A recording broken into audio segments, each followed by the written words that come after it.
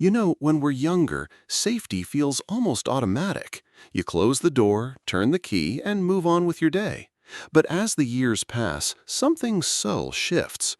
The same house you've lived in for decades can suddenly feel different at night. A creak in the floorboards or a shadow by the window doesn't just disappear from your mind the way it once did. It lingers, settling into your chest, reminding you that time changes not only our bodies, but also the way we sense the world around us. And this isn't a weakness, it's a kind of wisdom. It's your body and your mind asking for gentler forms of reassurance. I've spoken with many people who describe this change as a quiet but persistent feeling. Not exactly fear, but an awareness that wasn't there before. Perhaps you've noticed it too.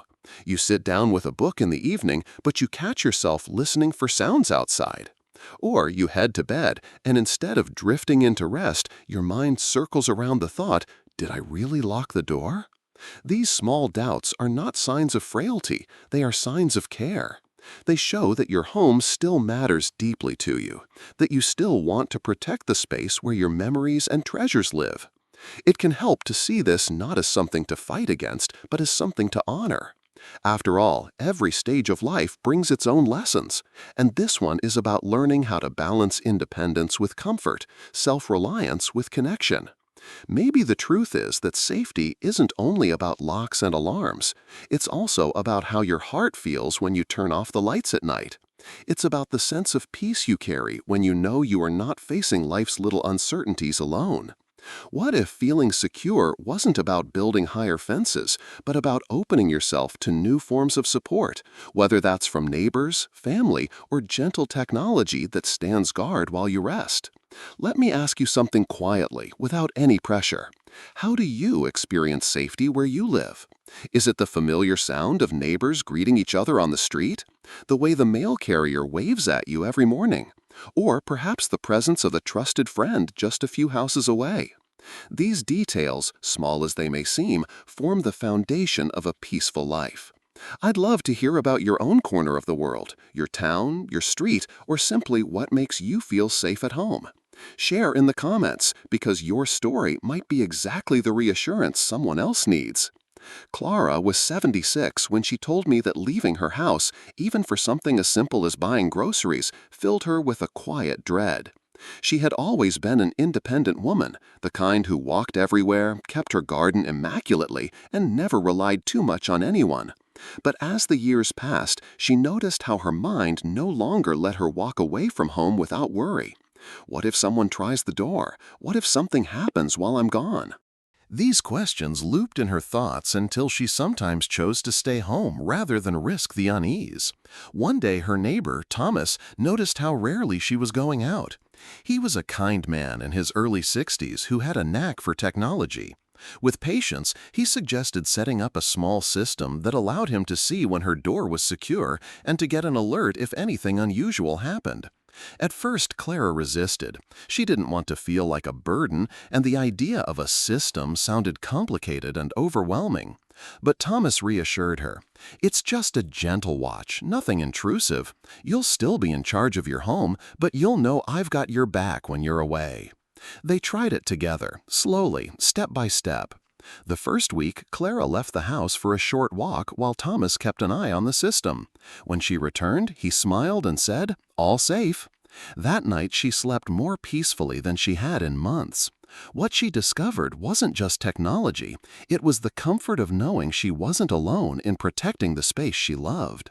Her independence didn't shrink, it actually grew. She started visiting the local market again, stopped hesitating to meet friends for coffee, and even took a weekend trip to see her granddaughter. The system wasn't just wires and screens, it was a bridge between her courage and her comfort. Maybe you felt something like Clara's hesitation. Perhaps you've skipped a walk or delayed a trip because the thought of leaving the house didn't sit right in your chest.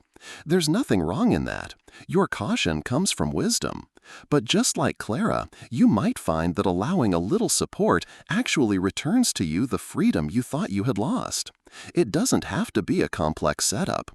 Sometimes it begins with one conversation, with a neighbor you trust, a friend nearby, or even a family member who visits often. Asking, "Would you be open to helping me keep watch in a simple way?" can open a door to both peace and connection.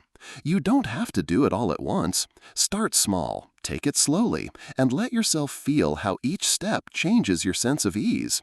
These gentle adjustments aren't about surrendering control, they're about creating space for more living, more joy, and more rest. If Clara's story speaks to you, I'd love for you to stay connected here. Subscribe so you won't miss the next gentle piece we'll share, because sometimes one small story can open a whole new way of looking at your own life. But as we age, the balance shifts. Our systems don't recover as quickly, and the constant presence of cortisol can leave us feeling fatigued, restless, or even foggy in thought. This is why something as simple as home safety concerns can ripple out into your sleep, your digestion, even your mood. It's not just about fear, it's about chemistry, about how your nervous system is quietly working overtime to protect you. Have you ever noticed that after a particularly restless night, your patience is thinner the next day, or your body aches just a little more? That's not your imagination. The body under stress loses some of its natural ability to repair, to soothe itself. Over time, this wear shows up in small but undeniable ways: forgetfulness, tension in the shoulders, shorter tempers. And so, when we talk about finding new ways to feel safe at home, it isn't simply about comfort, it's about health. Creating a calmer environment lowers the signals of threat that your brain interprets, giving your body space to reset. Imagine the difference between lying in bed with your heart quietly racing, ears straining for any unusual sound, and lying in bed knowing that if something happens, you'll be alerted and you won't face it alone. The first drains you, the second restores you. Some people believe worry is just part of getting older, something to be endured. But science tells us otherwise. Worry changes the body's inner landscape, and it can be softened, managed, redirected. Your years of wisdom give you the ability to notice these changes and choose gentler ways forward. What would it feel like if your nights were lighter, your mornings less heavy, because you no longer carried all the responsibility of vigilance alone? This is what systems of support, whether human or technological, are designed to offer. Not control, not intrusion, but relief for a nervous system that has been working far too hard. When you give your body permission to rest, your mind follows. And when your mind softens its grip, your body thanks you in return. Perhaps tonight, when you prepare for bed, you might pause and ask yourself, am I stepping into rest, or am I stepping into another long night of watchfulness? If it feels like the latter, maybe it's time to consider how you can let something else, someone you trust, or a simple tool, carry part of that burden. Because in the end, peace is not just an idea, it's a biological state, one your body remembers how to enter if you give it the right conditions. And you deserve to feel that peace again, not as a luxury, but as your natural way of being. Sometimes when we face something new, it feels so large in our imagination that we forget how often progress comes from small, gentle steps. Setting up a way for your neighbors to help watch over your home doesn't need to be overwhelming or complicated. In fact, the simpler it is, the more likely it is to bring you comfort instead of confusion. The first step is choosing one neighbor you already trust. It doesn't have to be the closest friend on your street, just someone whose presence makes you feel at ease. Think of the times you've exchanged a smile at the mailbox or shared a kind word over the fence. Those little gestures of trust are the perfect foundation. The second step is deciding what feels manageable in terms of technology. For some people, a small door sensor is enough. For others, a camera by the entrance brings peace of mind. The important thing isn't how advanced it is, but how much calmer it makes you feel. If you don't feel comfortable choosing alone, ask your neighbor or a family member to help you explore options. The third step is about control. Decide exactly what you want to share. Perhaps it's just an alert that shows when a door opens unexpectedly, or a short notification if something unusual happens while you're away. You don't need to give away full access to your home. This way, you remain in charge while still inviting support where it matters most. The fourth step is practice. Together with your neighbor, test the system in a simple, lighthearted way. Open the door, wait for the alert, and then talk about how it feels. Often, this little rehearsal is enough to take away any lingering unease about the technology. The final step is to adjust. If the alerts feel too frequent or too quiet, take the time to fine-tune them. Remember, this is not about perfection. It's about creating a gentle rhythm that reassures you rather than overwhelms you. Along the way, you might notice something interesting. The process itself becomes less about the system and more about the relationship. It's the quiet reassurance of knowing that someone is willing to share the watch with you, so you no longer carry it alone. Think of it as passing a heavy bag between two hands. Suddenly, the weight feels lighter, not because the bag changed, but because the burden is shared. Ask yourself softly, what small step could you take today that would make you feel just a little safer in your own home? Could it be reaching out to a neighbor for a conversation? Could it be trying one small device to see how it feels? These steps are not about giving up independence. They're about creating more room in your days and nights for peace, for rest, and for the quiet joy of knowing you are cared for while still fully in charge of your life. Or are you bound by worry, even inside the walls meant to comfort you? By allowing a trusted neighbor or a gentle system to share that responsibility, you're not losing control. You're reclaiming space in your life. You're opening a door to nights of deeper sleep, mornings with less heaviness, and days where you can choose to go out without the tug of constant anxiety.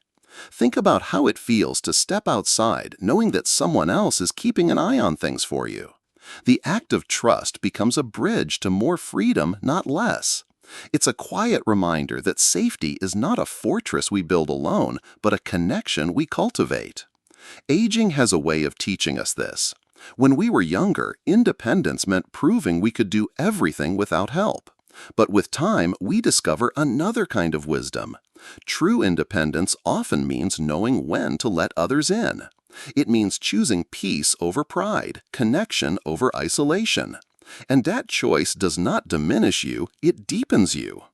I wonder, how would your life feel if the nights were less restless, if you could travel without hesitation, if the house you love felt lighter to care for because part of the watch was shared? Wouldn't that make you not less independent, but more alive? Let yourself consider that independence doesn't have to mean solitude. It can mean trust, partnership, and a deeper sense of belonging to your community.